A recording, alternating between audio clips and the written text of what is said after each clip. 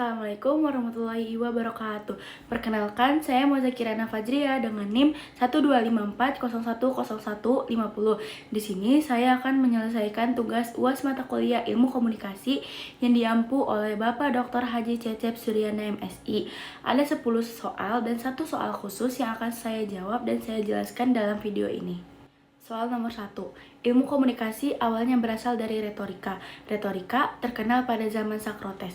Jawabannya benar. Ilmu komunikasi bermula dari ilmu retorika yang berbicara meyakinkan di zaman Yunani kuno. Tokohnya seperti Socrates, Plato, dan Aristoteles. Retorika fokus pada teknik berbicara agar orang lain terpengaruh. Soal nomor 2. Berbahasa lisan pada zaman ini ditandai dengan adanya kehidupan nomaden oleh spesies Cro-Magnon. Jawabannya, maksudnya pada masa prasejarah manusia berkomunikasi terutama secara lisan.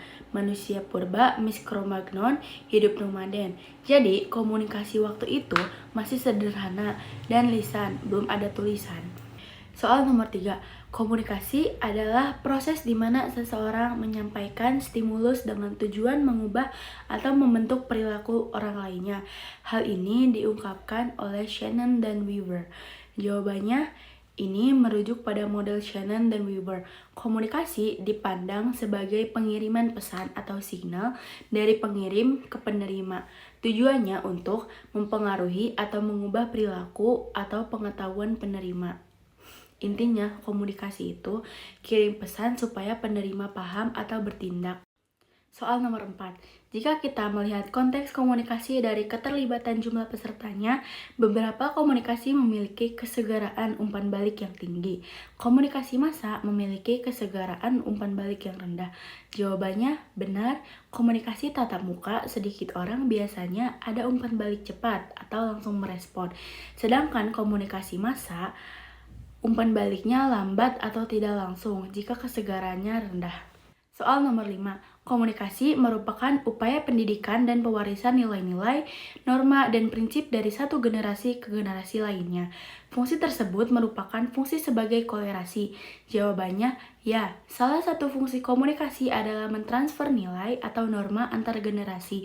Dalam teori komunikasi disebut fungsi kolerasi atau fungsi kultural atau edukatif, yaitu menghubungkan dan mewariskan nilai ke masyarakat. Soal nomor 6. Komunikasi saat perkuliahan berfungsi untuk memberikan edukasi pada mahasiswa. Jawabannya benar. Dalam perkuliahan, komunikasi dosen ke mahasiswa bertujuan untuk memberikan pelajaran, ilmu, dan pemahaman. Jadi, fungsi komunikasinya adalah memberikan edukasi. Soal nomor 7. Stand up comedy merupakan bentuk komunikasi untuk menghibur. Jawabannya benar. Stand up comedy adalah komunikasi yang tujuannya membuat audiens tertawa. Jadi, fungsi utamanya adalah hiburan. Soal nomor 8. Makna pesan 55%, verbal 7%, vokal 38%, ekspresi wajah. Jawabannya, pertanyaan ini menjelaskan bahwa dalam komunikasi, makna pesan lebih banyak dipengaruhi oleh bahasa tubuh dan ekspresi wajah. Bukan hanya kata-kata, artinya nonverbal sangat berperan. Soal nomor 9. Para bahasa terkait cara kita mengucapkan bukan pada kata-katanya. Jawabannya benar. Para bahasa adalah intonasi, nada suara, kecepatan bicara, dan cara kita menyampaikan kata-kata. Jadi, fokusnya bukan apa yang dikatakan, tapi bagaimana mengatakannya. Soal nomor 10. Gangguan karena perbedaan persepsi disebut dengan gangguan psikologis. Jawabannya tepat. Jika komunikator dan penerima salah paham karena persepsi beda, itu disebut gangguan psikologis karena gangguannya muncul dari pikiran atau perasaan, bukan dari suara atau alat. Nah, soal terakhir adalah soal khusus yang dimana ditugaskan untuk menceritakan perjuangan ayah kita dalam memimpin rumah tangganya. Di sini saya akan sedikit menceritakan perjuangan ayah saya dalam memimpin keluarganya. Ayah saya ini adalah sosok yang bekerja keras dan tidak pernah mengenal kata lelah. Beliau bisa menjadi suami yang baik sekaligus menjadi ayah yang baik untuk anak-anaknya.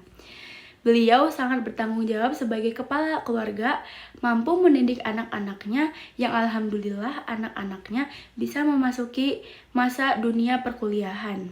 Beliau juga bekerja tanpa kenal rasa lelah. Beliau mampu memberikan seluruh tenaganya untuk bisa menyekolahkan saya dan kakak saya sampai lulus kuliah nanti. Mungkin cukup sekian yang bisa saya sampaikan. Mohon maaf bila penjelasan saya ini masih kurang jelas dan masih belum sempurna. Terima kasih. Wassalamualaikum warahmatullahi wabarakatuh.